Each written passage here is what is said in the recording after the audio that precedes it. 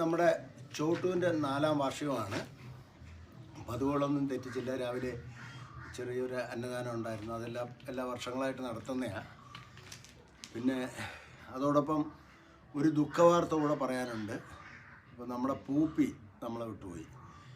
അപ്പോൾ കഴിഞ്ഞ ദിവസം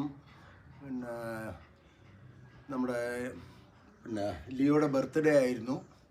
ബർത്ത്ഡേക്ക് നല്ല രീതിയിൽ ആഘോഷമൊക്കെ ആഘോഷിച്ച് അവളിവിടെ വന്ന് കളിച്ച് തുള്ളിച്ചാടി നടന്ന് അത് കഴിഞ്ഞിട്ട് രാത്രി പോയി കിടന്നു.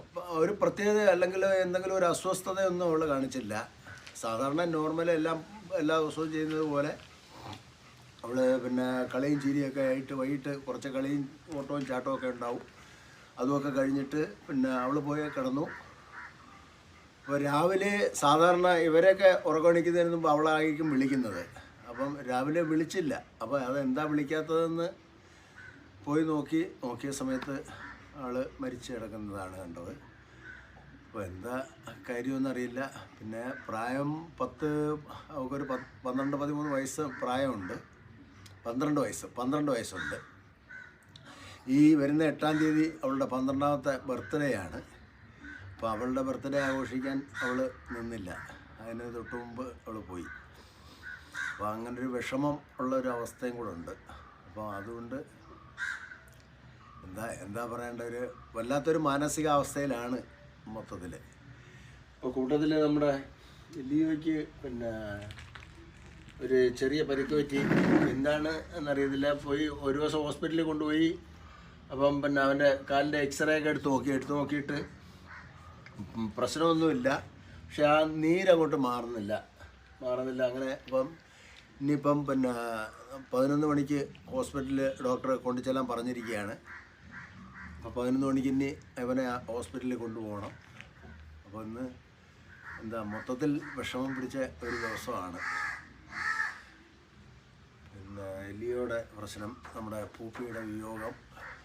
അപ്പം എല്ലാവർക്കും നമ്മുടെ കുറച്ച് ദിവസമായി, ഒരു 3-3.5 മാസമേ നമ്മളോടൊപ്പം ഉണ്ടായിരുന്നുള്ളെങ്കിലും ഇവിടുത്തെ ഒരു അംഗമായി മാറിയിരുന്നു പൂപ്പി. ഞങ്ങളോടൊപ്പം കളിയും ചിരിയും ചാട്ടവും ഓട്ടവും. പിന്നെ കഴിഞ്ഞ 2-3 ദിവസം അല്ലേ, ഒരു 3-4 ദിവസമായിട്ട് ലിയോയുമായിട്ട് ഭയങ്കര കൂട്ടായിരുന്നു. ഭയങ്കര കൂട്ടെന്ന് പറഞ്ഞാൽ ലിയോയുടെ പിന്നാലെ നടങ്ങുക, ലിയോയെ കടിക്കുക, ബഹളം വെക്കുക. അങ്ങനെ ലിയോ പിന്നെ ഭയങ്കര സൈലൻ്റ് ആയതുകൊണ്ട് അവൻ തിരിച്ചൊന്നും പറയത്തില്ല. അവനെ വന്ന് കടിക്കുക, അവനെ ശല്യപ്പെടുത്തുക, അങ്ങനെയൊക്കെ ആയിരുന്നു ഒരു 3-4 ദിവസമായിട്ട്.